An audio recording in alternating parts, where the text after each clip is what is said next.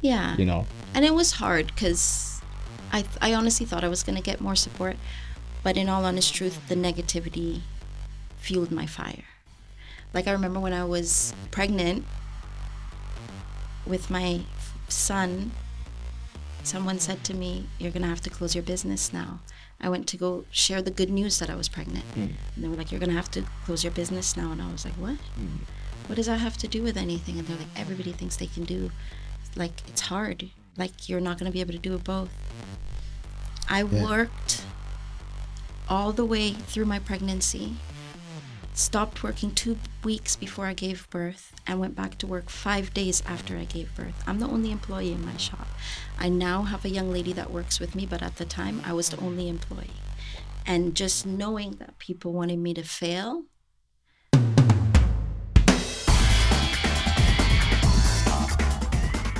things are definitely a lot easier. Like I said, you've got Instagram.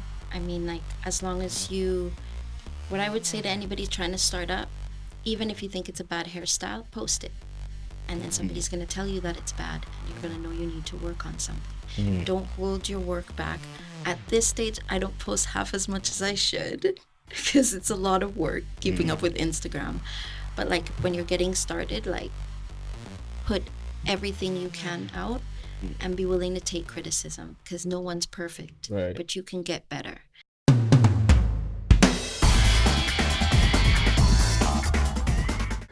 I would tell people that, like, for my kids, I've said to my son before, I don't care if you're a garbage man, as long as you are that garbage man on the back of the garbage truck going doo doo doo doo doo doo doo doo doo doo doo, Wow. and you haul ass and pick up those garbage better than anybody's ever picked up in your life. Wow. Because there's more to gain from that than any dollar amount that you're ever going to make. Being happy opens up so many other avenues. Like, people can read it. It's authentic.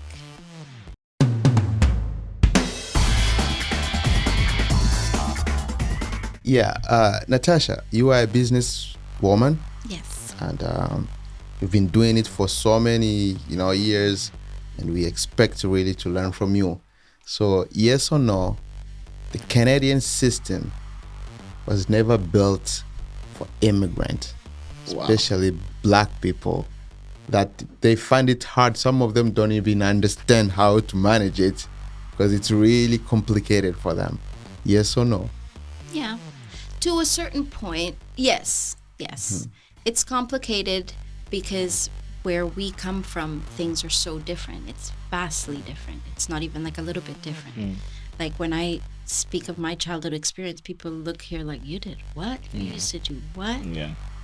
And then coming and trying to soak up this new life, also trying not to let go of your old life because it's a part of who you are, it can get really complicated. And especially all the paperwork type things that go into transitioning the education. The education system is so different.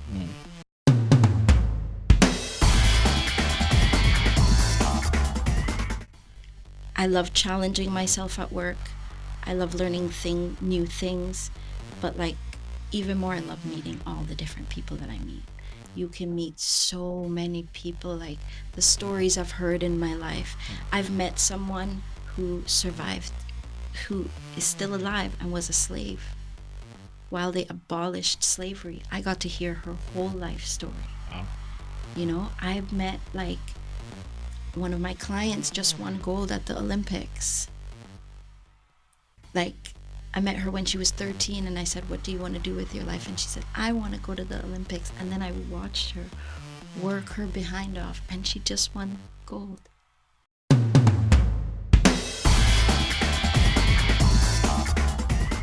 Yes or no?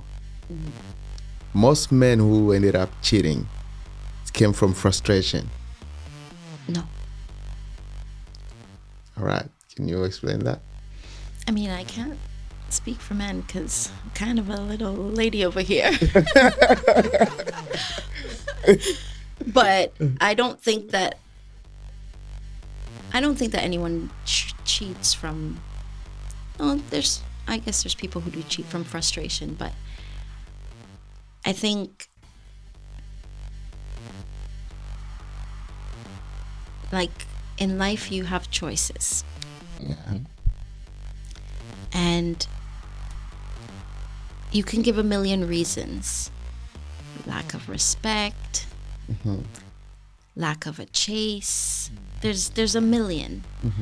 But I think that a lot of men that cheat, it's a lack of self-worth and love.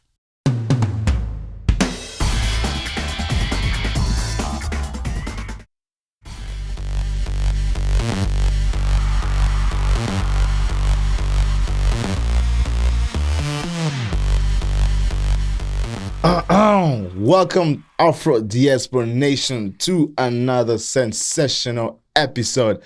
And by that, whenever I say sensational, you guys always have to be ready that it's going to be a sensational episode. So I guarantee you guys today we will cover a lot of things will be covered today. So if you're doing something right now, man, I want you to go get your popcorn.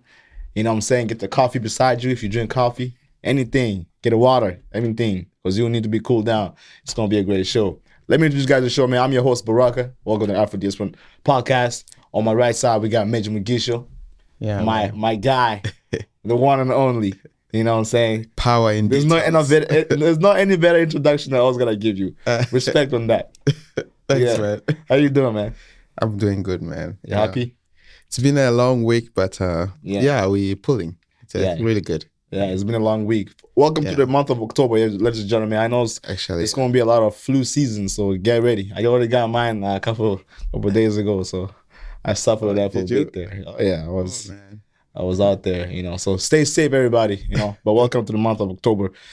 We are live. We got absolutely a wonderful guest of tonight. Yep. And we will just dive right into it because I know we got a lot to talk about. We got a lot to discuss, and I don't want to get in trouble with the man in the back. So, ladies and gentlemen, welcome to the show, Natasha, an independent woman, strong woman who is an own business owner.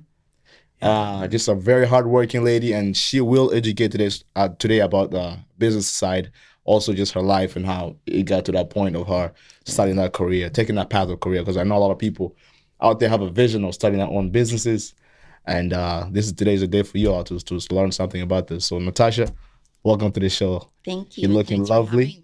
Of course, absolutely. Thank you so much for coming through. We just needed that point of discussion about the business because we don't have that all here. Yeah. You know, before we dive into her, when you say strong, independent woman, you need to add a mother. A beautiful wife that's too. Actually a very important thing for Major. Major always have to point that out to me. Of course, man. I love that. It's not easy to raise kids. It's not easy. That's a big job. My apologies. A mother, indeed, in the building. A strong mother. Absolutely. Natasha, welcome to the show. We do appreciate you. First of all, we just want to say it's a pleasure to have you here.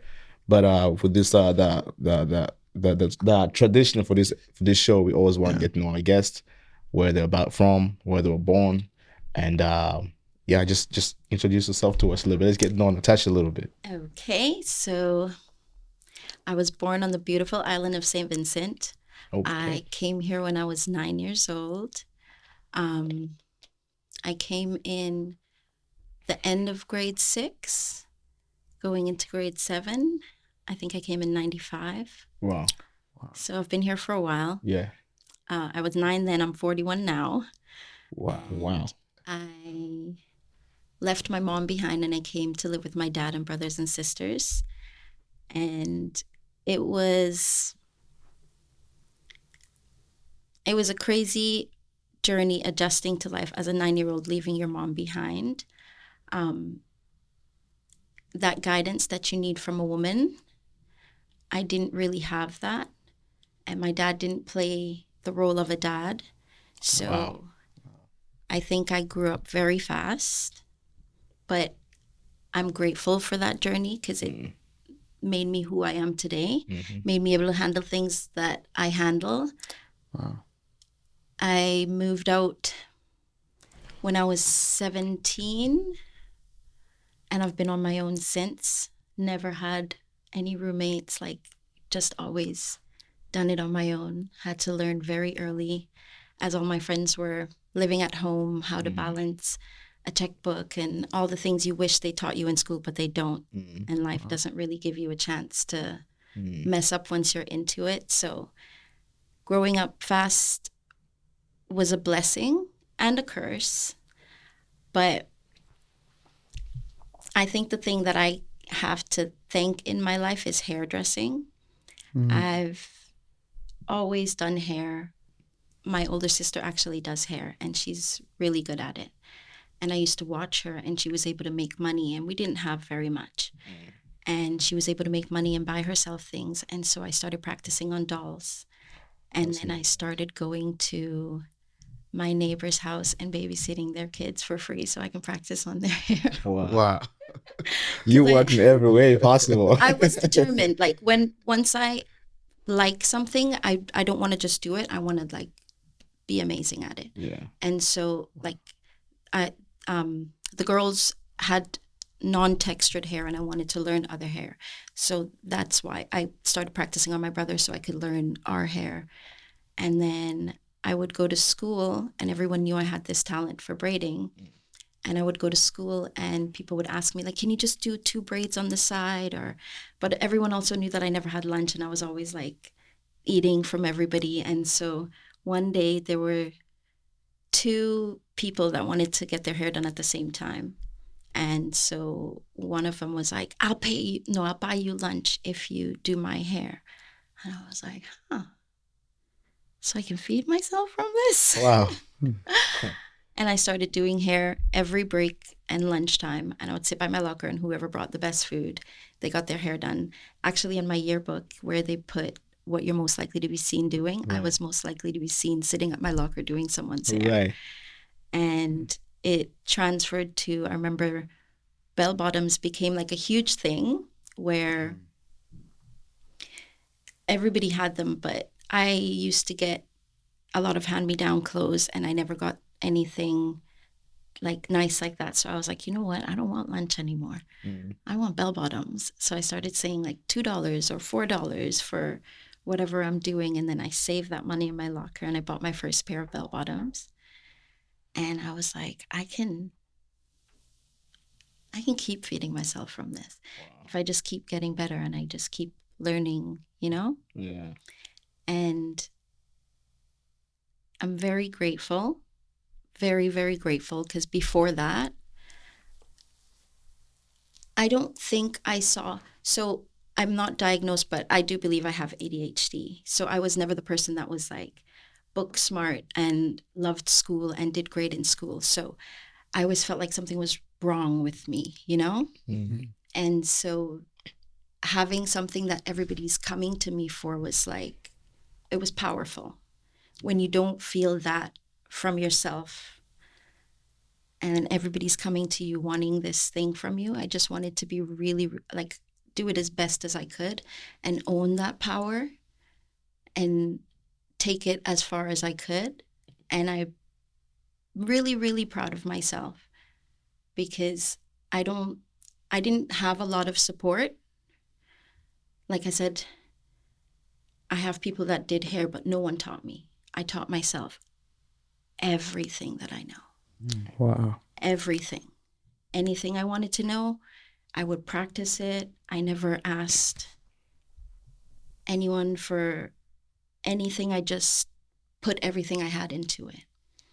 And I used to do hair out of my house. And the amazing thing is most of the people that start coming, they stay. I've had my shop for 11 years, not to fast forward, but I truly believe that longevity came from the relationships that I built with my clients over the years. The comfort that I leave for them to be themselves and the comfort that they leave for me to be myself.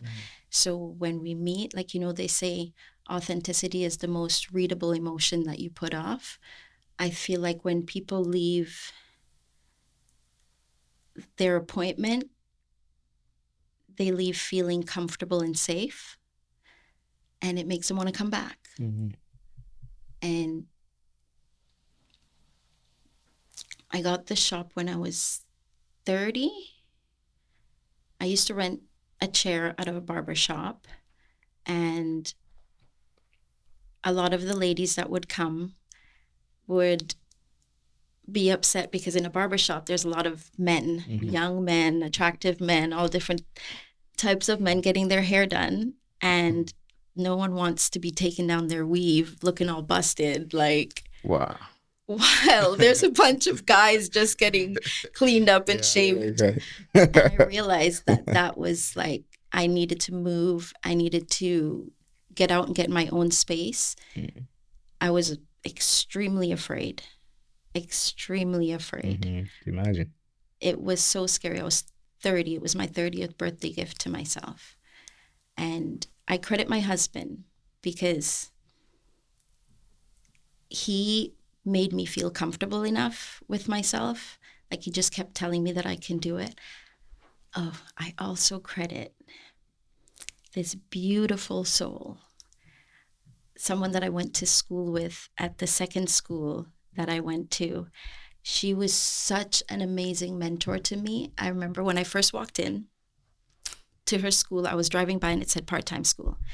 And I went in just to see how much it cost because I didn't have a lot at the time. And I walked in and I asked her, how much does it cost? And she took me to her office and she asked me a bunch of questions about me, my hairdressing journey. And like, it was really off topic. I just wanted to know how much it was going to cost to do part-time school. And she asked me the questions, and then she asked me what my availability was. I told her that I was available for 3 days. And she said, okay, Monday's one of the days. I'll see you Monday. You come, you see if you like it. And then if you don't like it, you don't have to come. And I'm like, no, I don't want to waste your time. I don't know if I can afford it. I want to know how much it costs. And she was like, I'll see you Monday. Bye. This stuff doesn't happen to people normally, but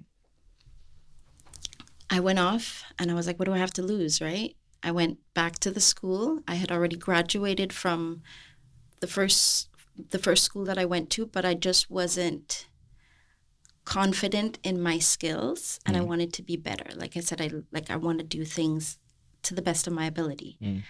And I was already renting a chair, so that's why I could only do part-time schooling.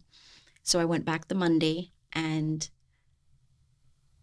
she took like such interest in me. She kept having me do all the hard things that walk through the door, and she would pull me aside and like give me lots of little pep talks and like encourage me, like when she sees me doubting myself.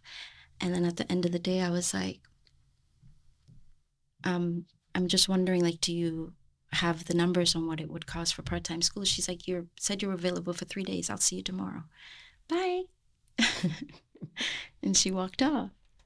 And I was like, okay, what do I have to lose? And I came back the next day. And the next day, same thing. She had me doing all these things. And a little backstory, the first school that I went to, it was a really horrible experience. And I got taken advantage of because the person that was training would tell me, I wish I could teach you how to braid the street way. I wish I could teach you how to braid the professional way because you braid the street way. But I was so in love with hair. There was a salon downstairs and a school upstairs. If you're a student, they put you in a smock so you can identify that you're a student. And the customer pays less because the student's working on them. This person would have me in the salon and charging full price while talking down to me, telling me, I wish I could teach you the professional way faster so you can get it. And taking advantage of my time. I didn't even get the tip. I would do the hair, not even the tip I got. And I was just so excited to be in an environment that I could see myself growing and developing in, that I missed all those signs. So now fast forward to this experience with Cynthia.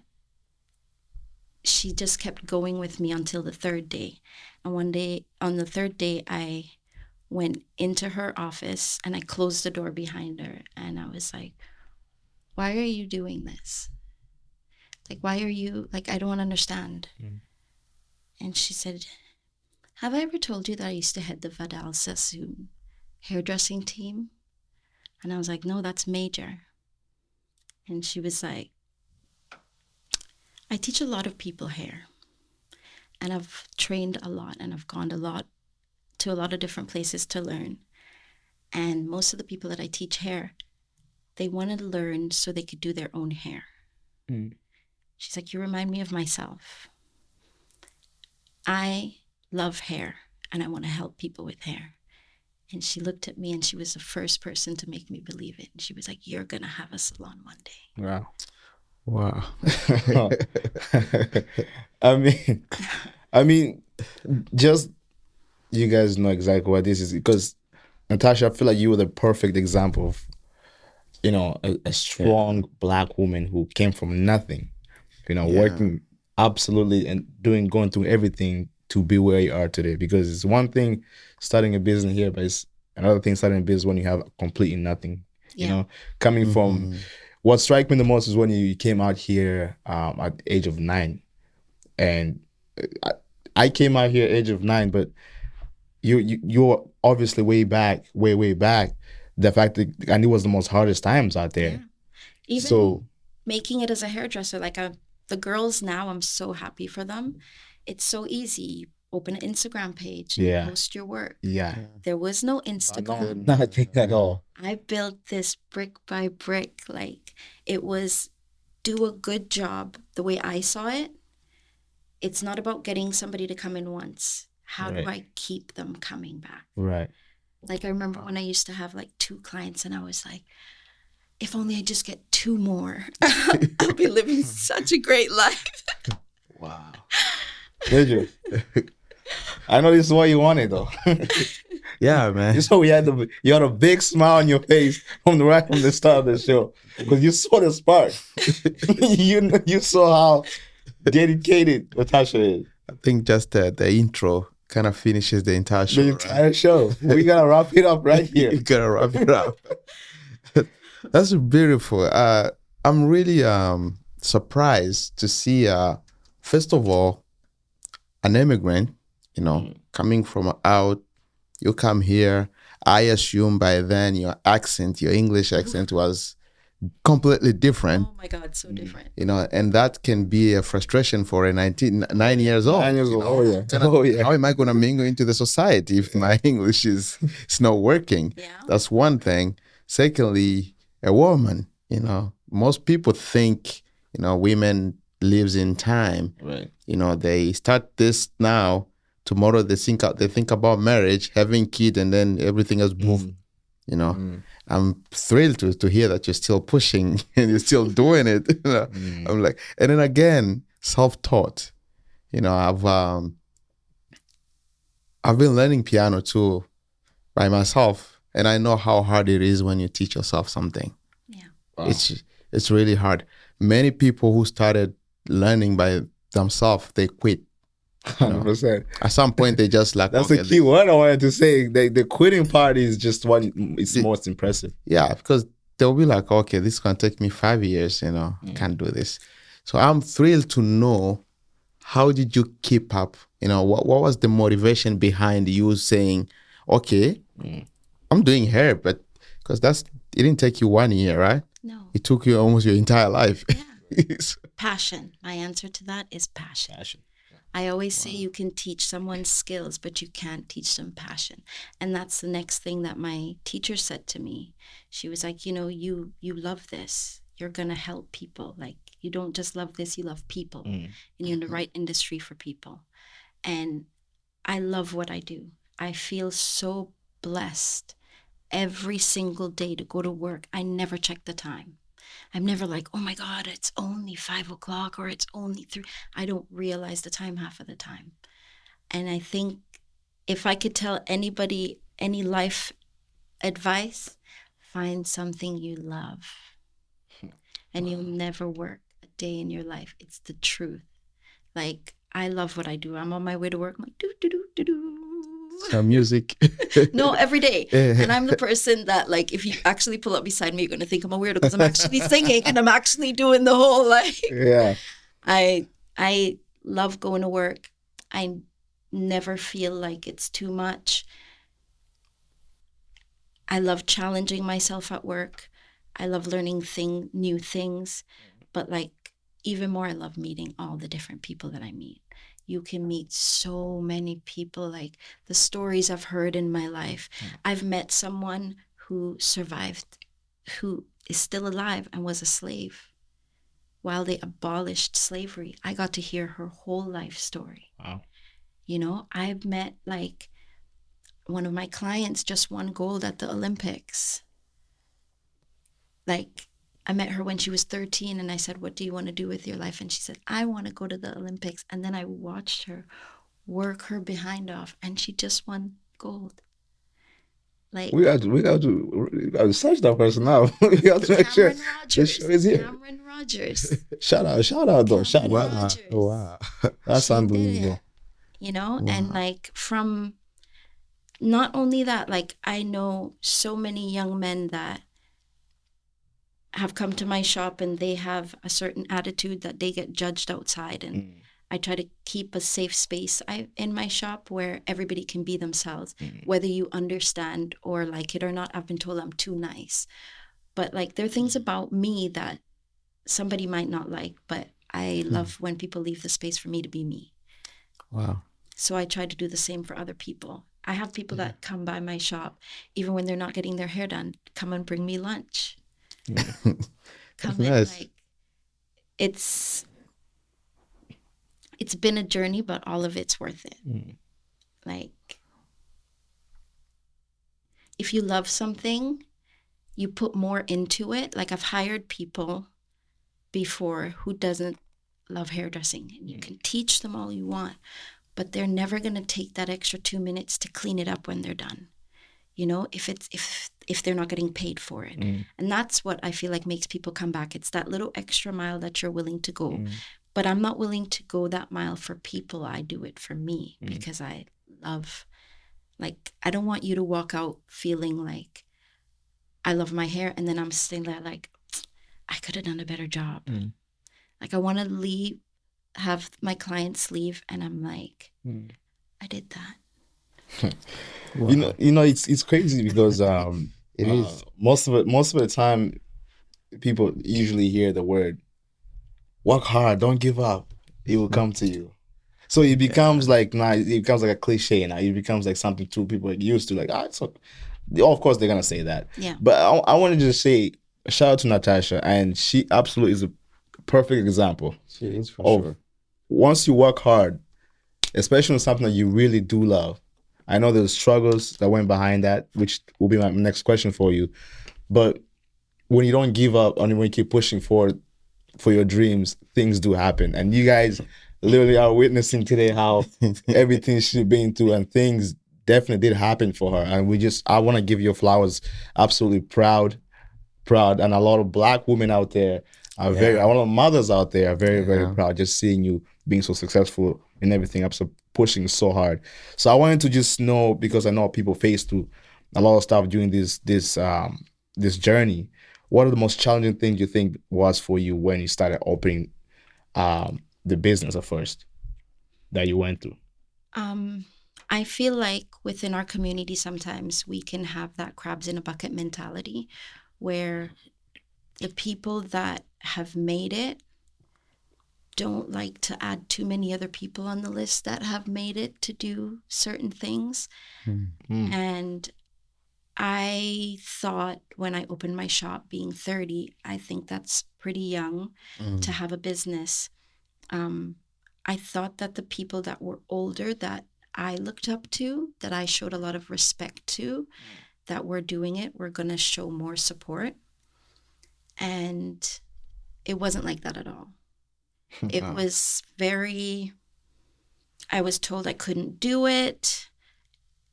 Everybody thinks that they can do it, and how many people can't do it.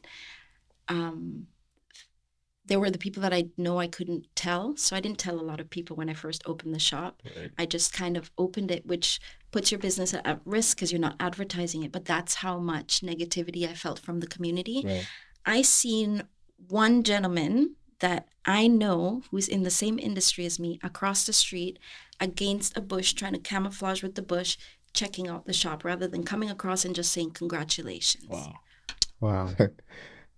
I seen a young lady walk by in the same industry, like I said, walk by, and it was the first night that I was open, and I said I was going to be closed at 5, but I was super busy. I had a lot of support, and I was there till late, like maybe 8, 9 o'clock.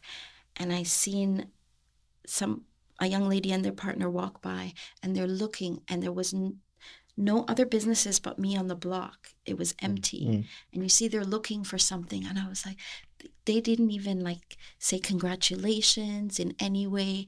And I called on them, and they were pretending like, oh, we're just walking by. Where my shop is, there's no need to walk by. Like, right after I opened my shop, I made a posting hair.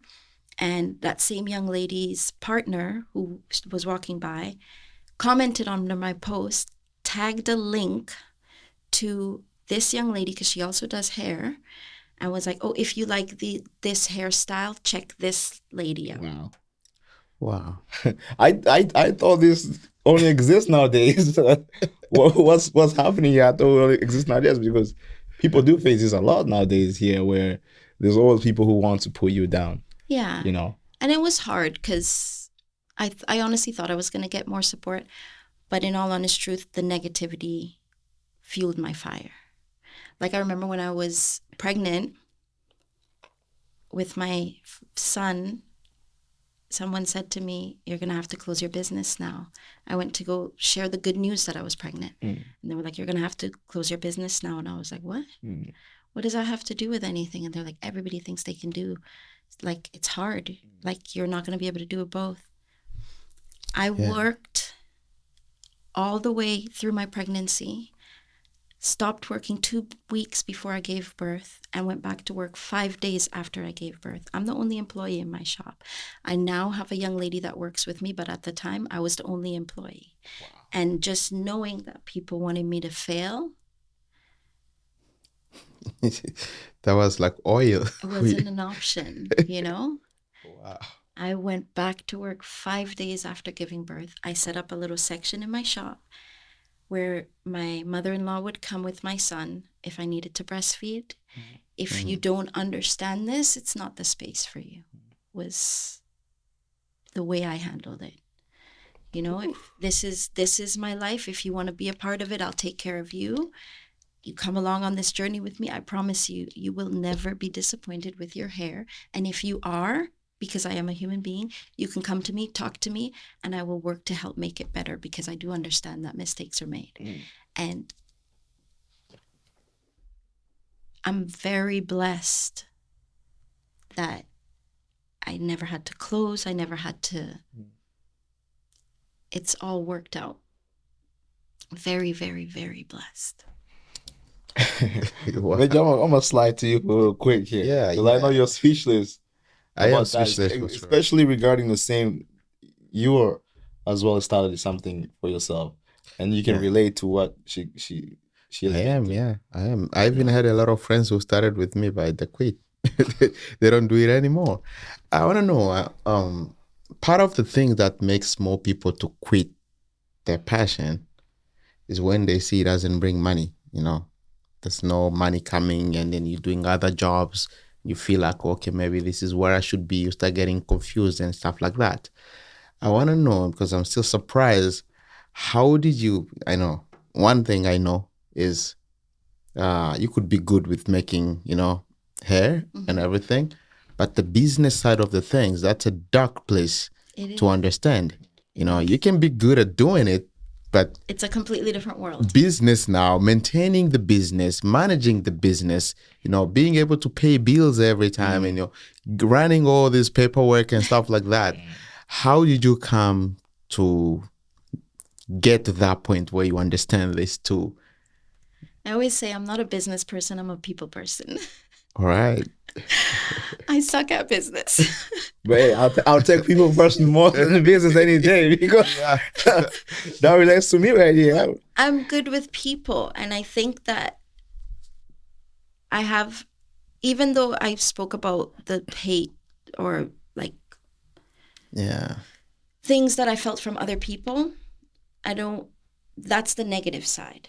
But the positive side are the beautiful relationships that I've built. Just like that, the lady who mentored me, Cynthia, I showed up and she saw me. And you want to know what's crazy about that? At the end of it, she didn't charge me $1. Oh. Not $1. And she taught me, and she didn't give me an end date of when I could come. I can stop coming, sorry. Wow. She believed in me that much. She didn't charge me $1. Not $1. Wow. And I can honestly say that in my life, I'm told a lot of times, you're too nice, you're too this, you're too that. But I see the kindness, I see the effort that I put out, I see it paying off in the way that other people receive me. And I've had so many clients that help with so many things, like that help point me in the direction. This is what you need to do, girl. I got you. Like, I'm very blessed in the way of the relationships that I've made along the way. Because, like I said, I really, really suck at business. Wow. No. But you've made it till now for 10 plus years. I mean, That's amazing to me. That's an amazing thing. Yeah. Yeah. Yeah. I want to know one thing though. Working with women is really something that requires more power, right? Yes. If for somebody to give you their head, they gotta trust you. Yeah. I've heard, because I've worked in hair salon too. Yeah. For a few years back then when I started also trying to make my life easier. I want to know, I used to think and I used to believe that women prefer men to touch their heads more than other women. Would you really say no to that today? That no, it doesn't work like that. Women love other women to touch their head. Yeah, I would say women love other women, but I think that people can tell who you are as a person by the way you do the things that you do. And I think that people are able to get comfortable. Like, for example, at my stage, most salons aren't trying to shampoo your hair. I prefer my clients coming with a dirty hair so that I can wash their hair properly so that their braids can last them a better time, where that's an extra charge in a lot of other salons. But like I said, I'm willing to do people get comfortable when you show them you care. Good. You know what I mean? People are able to, if you go, and I remember the first time I went on my Google and read my Google reviews, I cried. I didn't even know that. This is how bad of a business owner. I wasn't playing when I said that. I didn't even know that people were writing me Google reviews on Google. And one day my 16-year-old came in, he's like, Mom, did you know that you've got a 5 out of 5 on Google? And that people are writing like really amazing things about you? And I was like, what? He's like, yeah, you've never responded to any one of them. You should tell him because I'm busy. He was 16 then, now he's 17. But Yeah. he said, that's really hard to do. Like, that's not easy. Like, you have 5 out of 5. And I was like, I went on and I read one of the reviews. A young lady that I've worked with for a bit, she wrote, I don't just trust Tasha with my hair, I trust her with my life. Wow. Like, people that I were just passing through and I've only done their hair once, like, they wrote the most amazing things about me. Things that I don't think of myself. Yeah. You know what I mean? Yeah. I feel like that's part of where the people person comes in place. Just you being yourself and making everybody around you very comfortable. Yeah. Right. Yeah. Sorry I cut you off. I didn't realize you were about to say something. No. Yeah. But I was also curious about how because obviously starting business during that time comparing to starting business today, we realize it's very, very different. I just wanted to ask, what have you noticed how things have transitioned from your time to now, and to the people who wants to start the business today? So Doing what I do. what do you do especially? Yeah. Things are definitely a lot easier. Like I said, you've got Instagram. I mean, like, as long as what I would say to anybody trying to start up, even if you think it's a bad hairstyle, post it. And then somebody's going to tell you that it's bad, and you're going to know you need to work on something. Don't hold your work back. At this stage, I don't post half as much as I should because it's a lot of work keeping up with Instagram.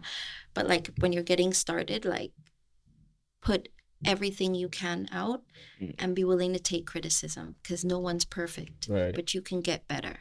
And you can't get better if you think that you're like, I still to today love when someone corrects me and says, you know, I thought you're gonna do that braid that way, but you did it this way. I'm willing to change that because I'm willing to see what you saw that I didn't see. You know, they're different paths to get to things. And if you just love what you do enough to want to do it better, you'll receive information better. Not everything is as negative as it seems. Some things are there to help you. No, but it's true. Just whether you want to be a hairstylist or so on, I feel like your story just it carries the same similarity, the same motivation people should have in anything that they're doing. Yeah. When you're saying all these things, making me smile.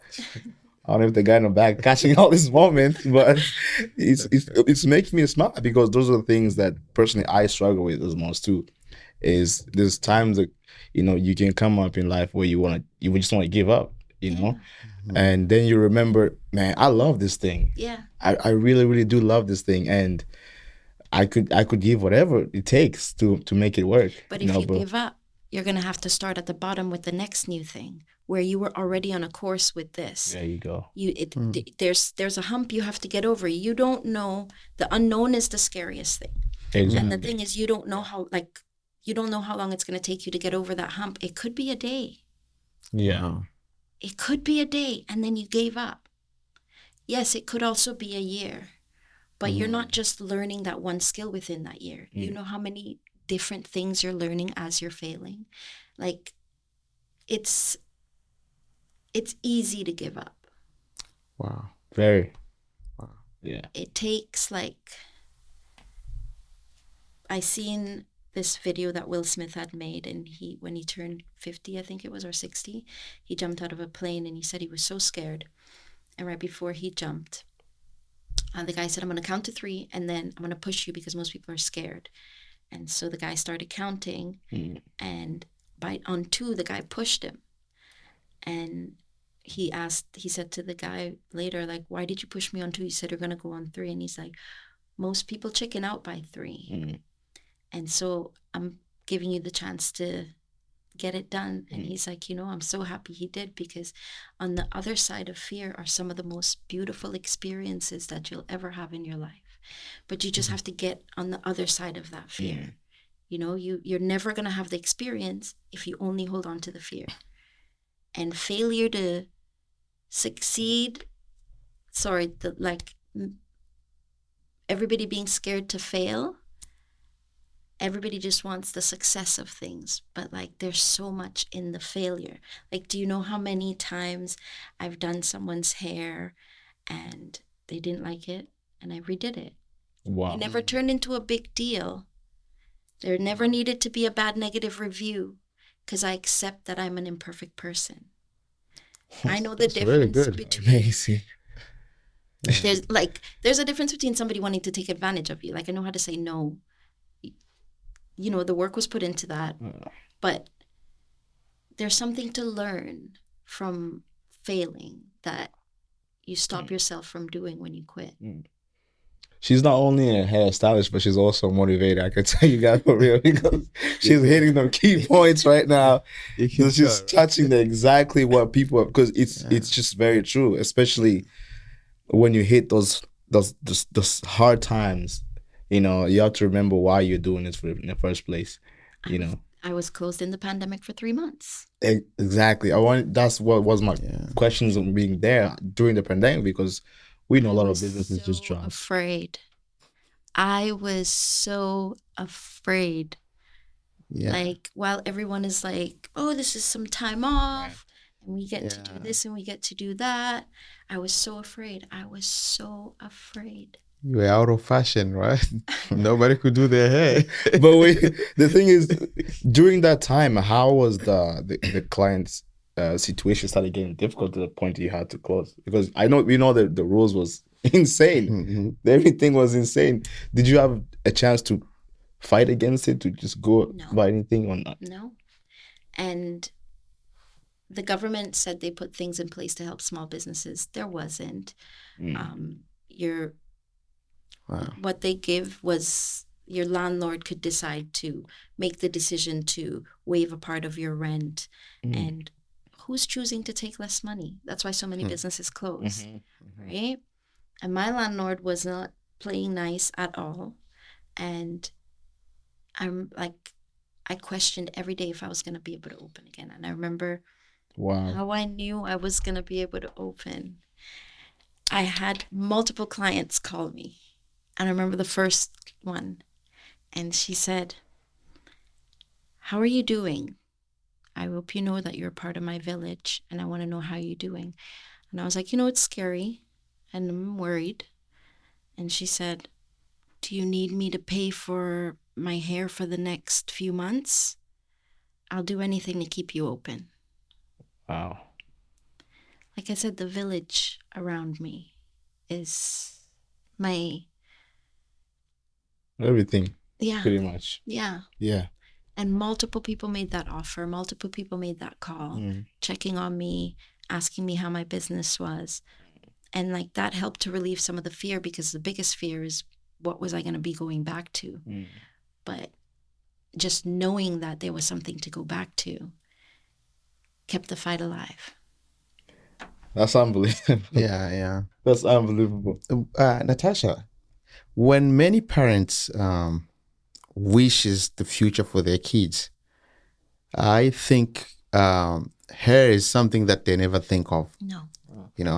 And I'm wondering what the lesson we could teach parents right now to say, well, if there is a passion, this can be turned into a lifetime, career, and which can help somebody than just be thinking everybody should become a doctor, an engineer, because big names, right? We want big names. I want to be a minister. My boy is going to be a minister, or this one is going to be I don't know. They don't think about musicians though. But what do you think? How would you?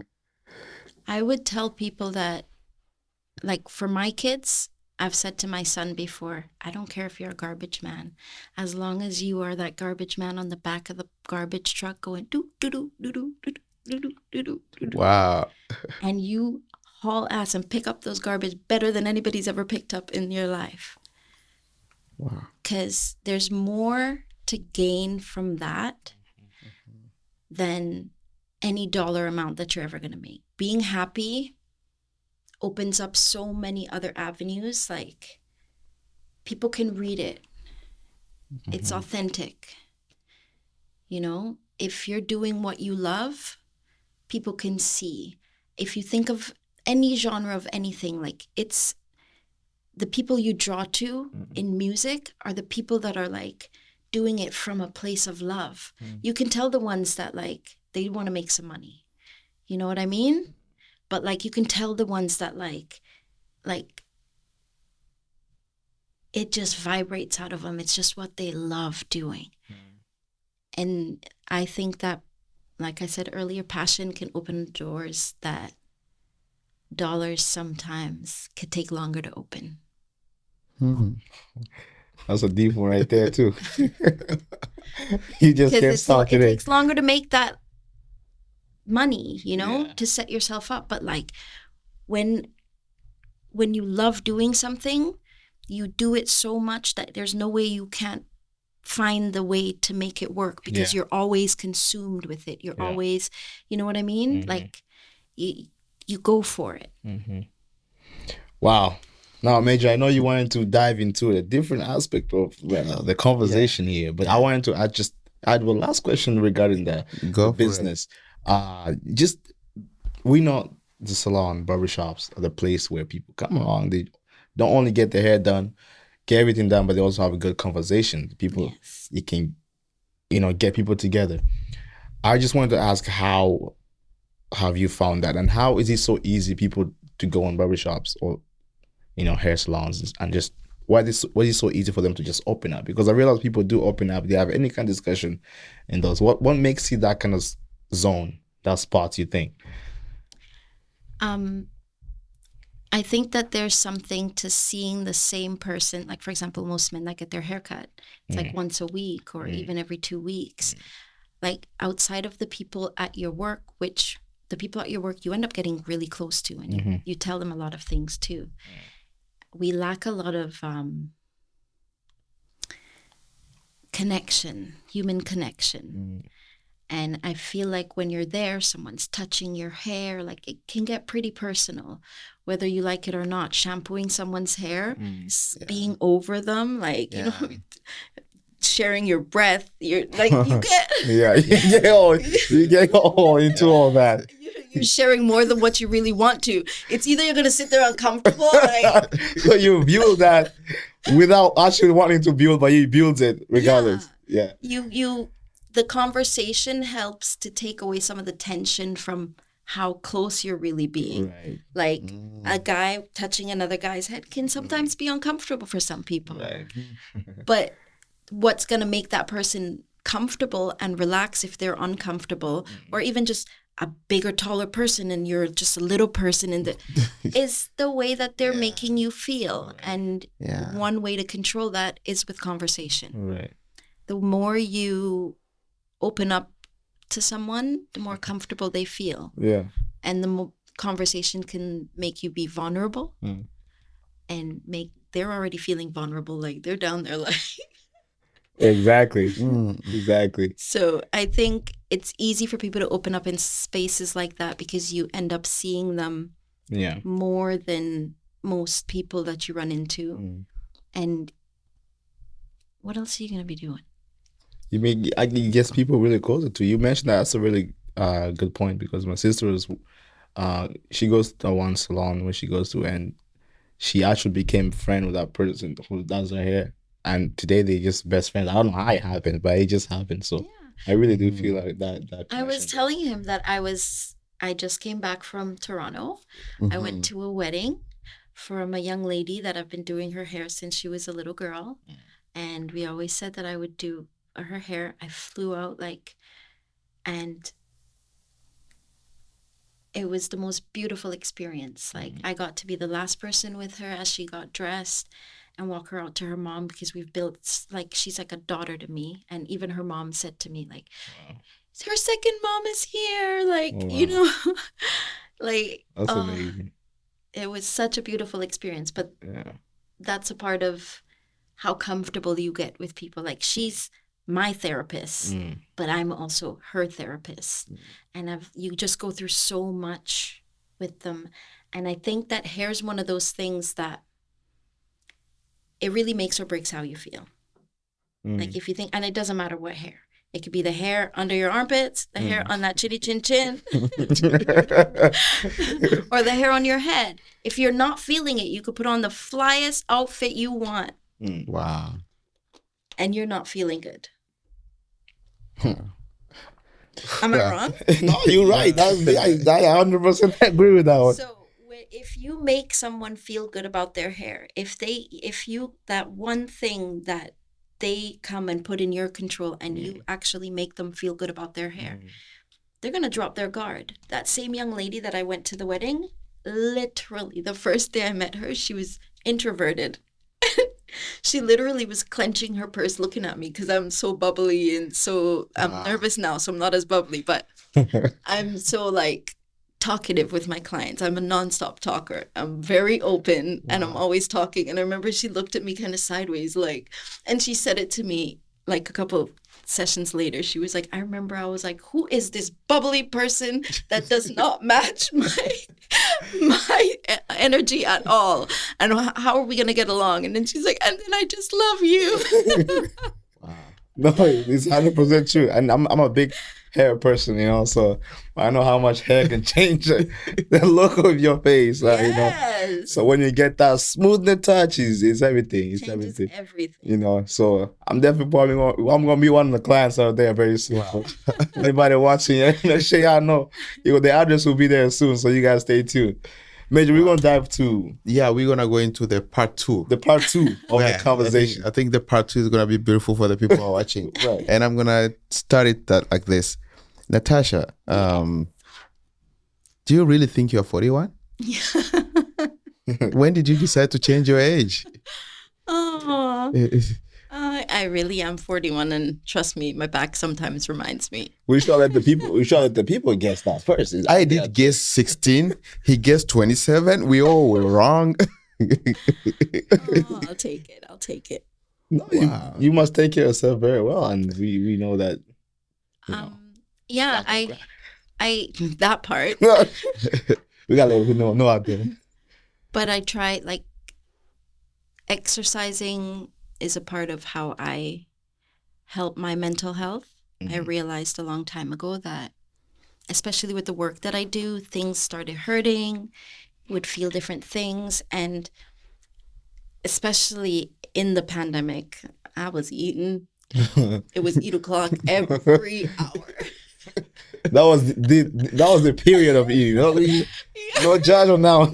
Non-stop food eating. Was really man, everybody getting at least 5, 10 that was the therapy at the time. It was the food, you know. I was like experimenting with baking and all these things, and I started going just from everything, the business worries and everything. Lots of different things happening, like family things, other things going on. I started feeling myself getting really low. And I started realizing that I needed to do something. I needed to find ways to release serotonin. And one way that I do that is I practice gratitude. Like, I was never the girl that thought I was going to be something, much less have a business, 2 kids.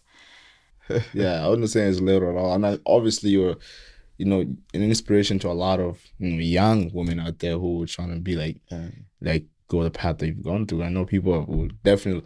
I would encourage everybody to just tune in this show and just really, really listen to what Natasha had to say for this show. Yeah, that's true. This can't be it, Major. You were bubbling all your other. This can't be it. No, man. I'm still far from it. No, we have some stuff to cover, man. Yeah. Talking of your work, you're a hardworking woman. You are a mother, a wife. All these 3 entities are very hard to handle. Yes. Some people cannot even handle just one. Yes. I want to know, how would you tell people, like, what's the best technique for you to manage all these things and make them work together? Is to pay attention to each thing. I think that for my business, that changes every few years. For my kids, they change every few years. For my husband, he changes every few years. Wow. And so paying attention to each thing so that I can, not thing, because there's people involved as well, but so I can grow with them rather than grow apart. Mm-hmm. Right now, like, my son, the oldest son is 17 and my youngest son is 9. And like, their needs are so different. And so if I'm not paying attention, I don't always get it right. Same thing with my husband. Marriage is hard. It's a lot of work. It is hard. It's a lot of work. It's a lot of work for sure. And I think that one thing that separates people is not trying to grow and understand that people change. And for me, I'm the type of person, like, in my marriage, I want date nights still. I want, I've been with my husband for 12 years. I want to still go on dates. I want to still, like, find out what he likes or introduce him to new things. Like, I literally go off on things like he loves oxtail and stew beef for his favorite meals. Like, I can't put it in a crock pot and cook it for him where it would take half the time. I got to slow cook it for 8 hours. And, like, then you're sitting over him like, you better say you love this. Wow. The first days better be good. Wow. And I only have 2 days off, but, like, I take pride in doing things like that. Same thing for my kids. They have specific things that they like. I take pride in trying to figure out what those things are and finding my ways of feeding into those things. Wow. And same thing with the shop. The shop too, yeah. Yeah, because things are going to, like, hairstyles are going to change. And I have to figure out these new hairstyles as they come along. You can't go to a class for everything, but I have to, like, invest the time. And actually, there's times a new hairstyle will come out and I'll convince somebody to do it for free just because I want to try it. So I can know how much time it takes, so I can know what, like, there has to be sacrifice somewhere. Exactly. Yeah. And yeah, you have to give time to everybody and everything, because it doesn't work by itself. The shop won't work by itself. My kids won't work by themselves, and the hubby won't work by himself either. He'll just be single. Wow. I know for a fact so many people who have tried, especially in marriage, and we're talking about changes, they have tried their best, what they call their best. Yeah. But just to find out that the other side, the other partner, is not there. Yeah. Maybe they came from different backgrounds and they have these things that they carry into marriage that are not good for their marriage. They're not healthy. Yeah. And now they find themselves cornered. They have kids. Maybe they are insecure, like financially. Maybe if they are women, because some women are in marriage because they're insecure to go. Yeah. How would you define something like that? What would be your choice if you say, okay, this marriage is not really working for me? Again, I have kids. I have families. People will be telling me, like, no, you can't leave this, you are here, you belong here already. You're already married. Like, especially in our African families, like Black families, we usually believe that once you're gone, right? And they will even tell you that your bed is broken here now. We don't need you back. So how would you comfort a person like that and tell them this is how you can manage what you can do? This is it. I choose not to judge anybody on what their decisions are, because I think that every decision is made based on circumstance. And depending on your circumstance is depending on how you're going to choose. So I can sit, like, for example, I'm previously married. I'm on my second marriage, and I chose to leave. And I remember when I decided to leave, everybody's focus was, you can't leave, you have a child. Like, what are you going to do? You can't leave. I personally spent the first half of my life not getting the things that I wanted. And for the second half of my life, I've made a decision who I want to be, what I want from it, and what I'm going to do to get it. I'm okay with the route changing, but, like, I'm going to make that decision. And I decided that I was going to leave. A lot of people don't do that, which is not something that me or anyone else has the right to judge them on, because their circumstance wasn't my circumstance.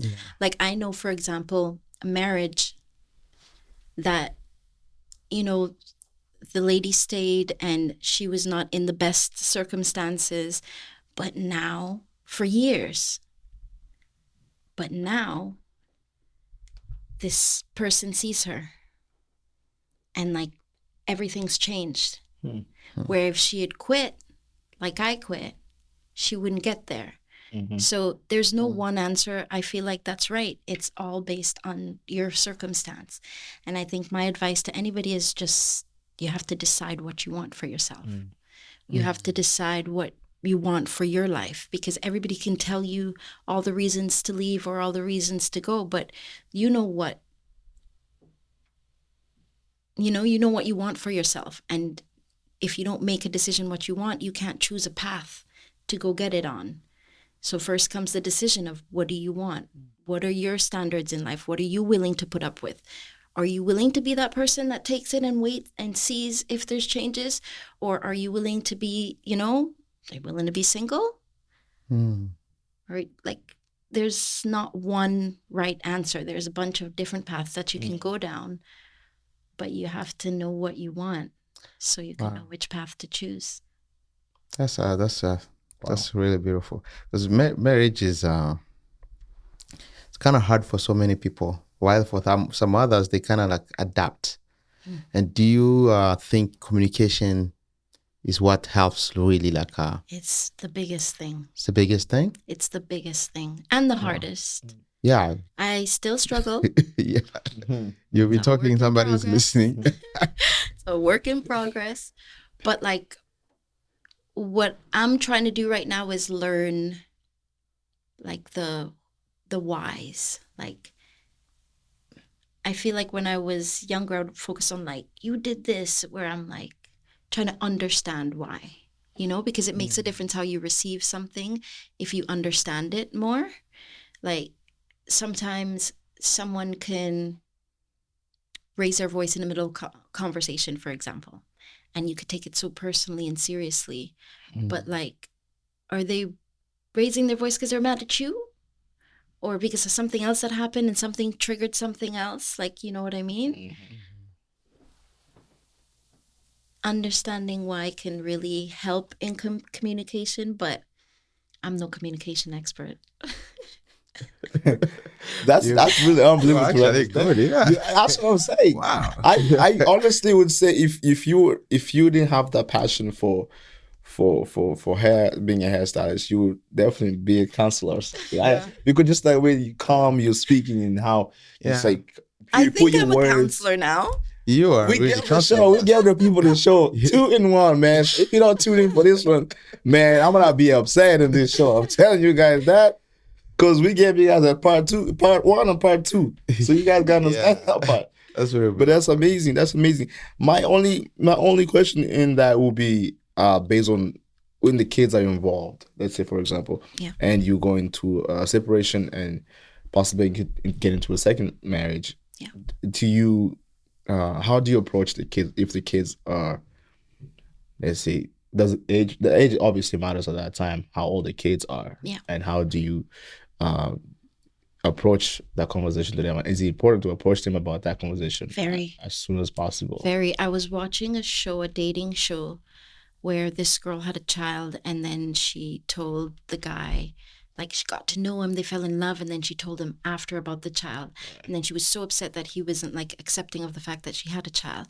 And I'm like, for me, that's the first topic, because there isn't ever not going to be my child. Like, it was one of the first things that me and my husband talked about, like the relationship that I wanted for him to have with my child. But my son also has his dad in his life, and I always made sure that there was room for an amazing relationship. Like, I remember friends would come to my house and I would have pictures of his dad after I moved in with my husband in my son's room. Like, kids they don't need to be in the middle of things. So leaving them out and bringing them in after, let them know right from the start. This is the most important thing. My child is my most important thing. If you don't accept that, there's no point of even continuing to get to know each other. What's the point? Because he's not going anywhere. Exactly.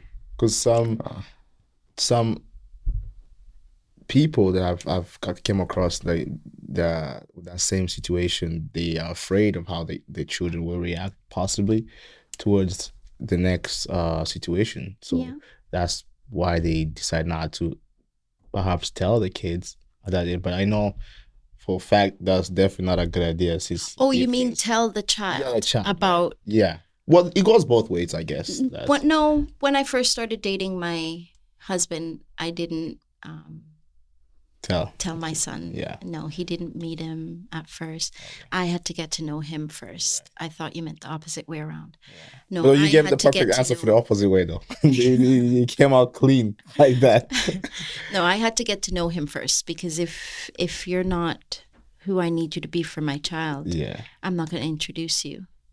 Right. So it wasn't until it was serious between us. Yeah. There you go. Yeah. That was my only question, Major, for that. Yeah, I think I'm done with my questions. I'm just remaining with yes, no questions, and then Oh, there's any other those questions? ones, Oh yeah. Natasha, don't worry about this one. This is an easy one. Don't be scared of Major on this one. Should I go for that? You should go for that. Yeah. Yeah. So you make me laugh every time. Come on, man. This is a juicy time of the show. We have to announce it out there. Yeah, Natasha, you are a businesswoman, Yes. and you've been doing it for so many, years, and we expect really to learn from you. So, yes or no, the Canadian system was never built for immigrants, Wow. especially Black people, that they find it hard. Some of them don't even understand how to manage it because it's really complicated for them. Yes or no? Yeah. To a certain point, yes. Yes. It's complicated because where we come from, things are so different. It's vastly different. It's not even like a little bit different. Like when I speak of my childhood experience, people look here like, you did what? You used to do what? Yeah. And then coming and trying to soak up this new life, also trying not to let go of your old life because it's a part of who you are, it can get really complicated. And especially all the paperwork type things that go into transitioning the education. The education system is so different. Like, I remember I used to sit in the hallways at school, in elementary school, and how I got rid of my accent. We were talking about this. Everybody used to run up to me, and I was like popular back home before I left. Wow. I had friends, and then I came here and I didn't know anyone, and I would sit in the hallways. I would sit in the hallways so uncomfortable, and I would make beaded bracelets and rings, the ones with the, Right. yeah. The colorful ones. Yeah, trying to get people to be my friend. And they would take the bracelets and they would run up to me and be like, say this word. And I would say it and I'd be there smiling like, oh, they're talking to me. They want to be my friend. And I would say the word and they would run away laughing. And like one of the words I struggled with was wrestling. We say wrestle, Right. Wrestle. And we say there's juice box or box juice. There's foot bottom or bottom foot. It's just this little slight difference, but it makes such a huge difference. When you're talking to someone. Yeah. I know that. I know. Book bag or backpack. They don't understand, and you've got to figure out how to what do you mean? We're talking about the same thing. Yeah. Wow. And I would say that I realized, you know what? I've got to talk like everybody if I want friends. And I do regret that I forced myself to change my accent. Right. Yeah. Because you don't get it back once you lose it. And I would force myself to try to assimilate, which that's no comfortable way for anyone to grow. Like, for you to evolve into the person that you want to be, you have to be comfortable and you have to be authentic. Mm-hmm. You can't be trying to please people or, Mm-hmm.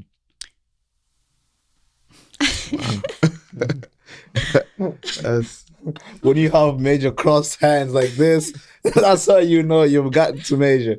Yeah, sometimes it's good to listen.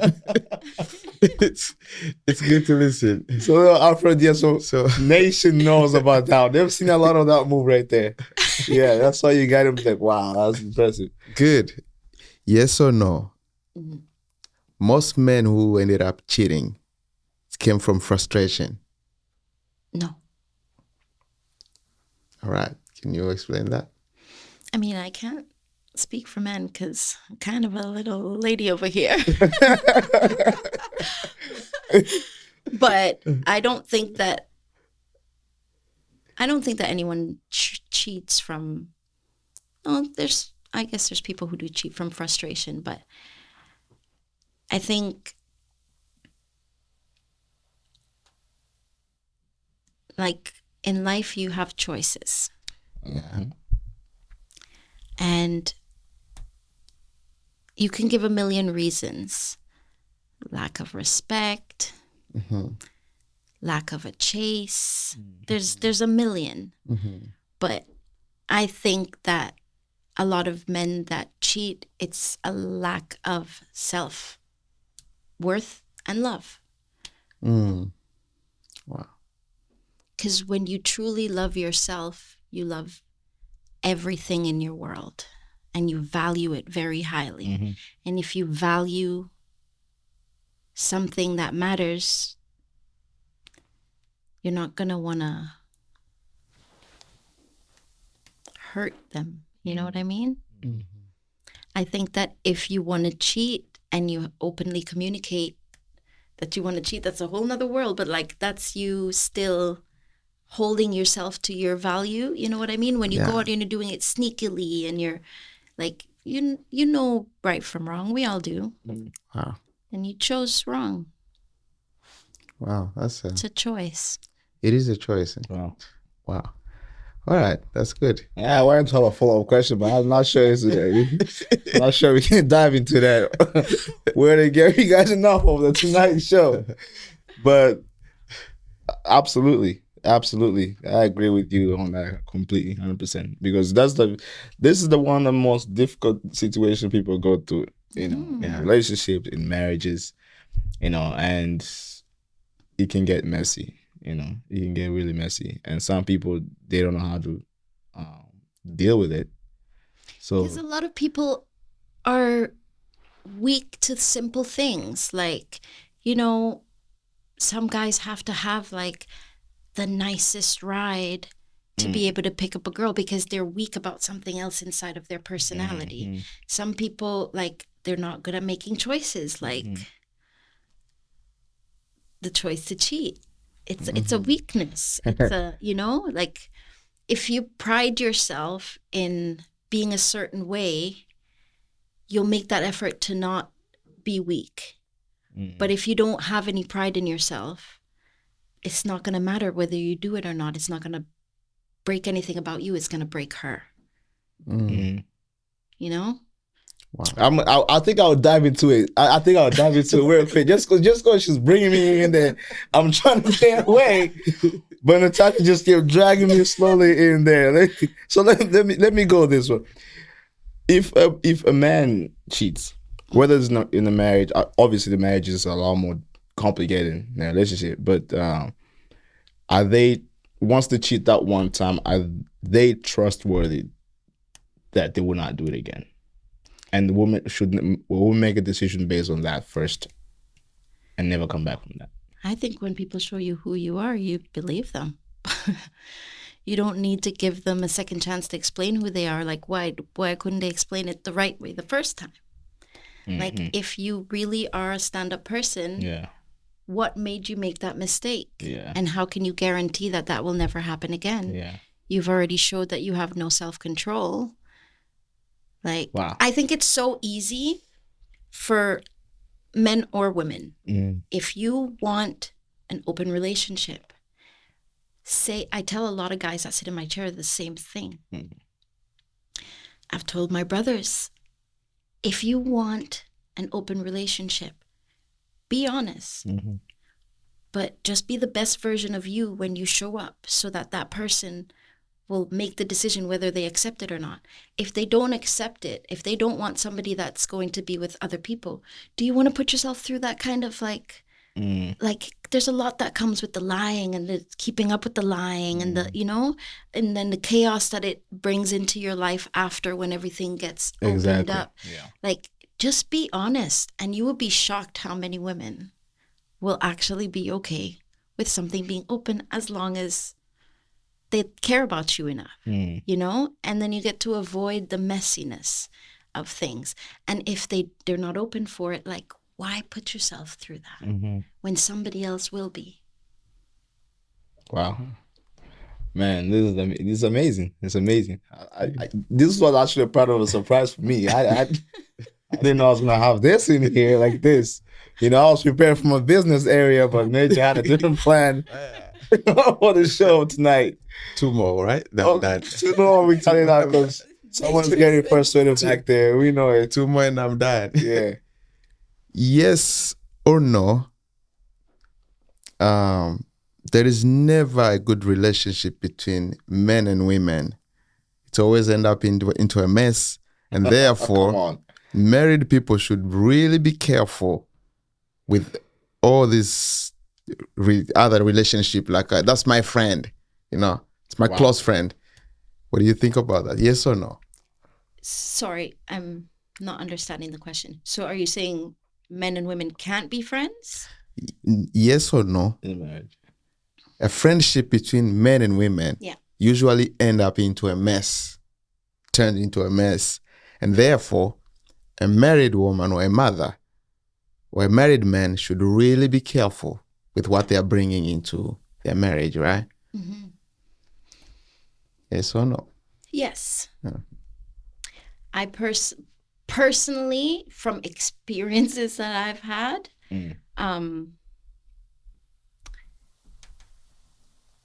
when two people have a really good friendship, it's because they like certain things in each other. And, you know, they say don't tempt the devil. Mm-hmm.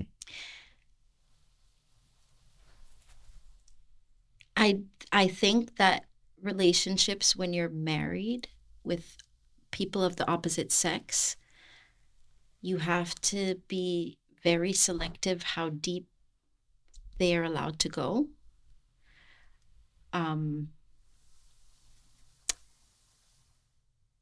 That depth should be with your partner, because once you start giving that away, that's lacking.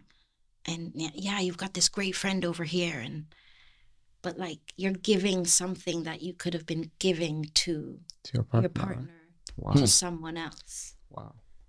You know, you can't create a best friend without giving them every aspect of you. Yeah. And I believe that successful marriages come from people being each other's best friend. Like, can't wait to tell your partner this. Nobody can ever come and surprise each of you with anything when you've told each other everything, you know? Like when you've left the space for each other to be comfortable enough to actually share everything and be open and not leave like, I don't know, I'm not like the girl, like, you just have to be open about everything, I feel like. And it's very hard when you start to get to know someone. Like, for example,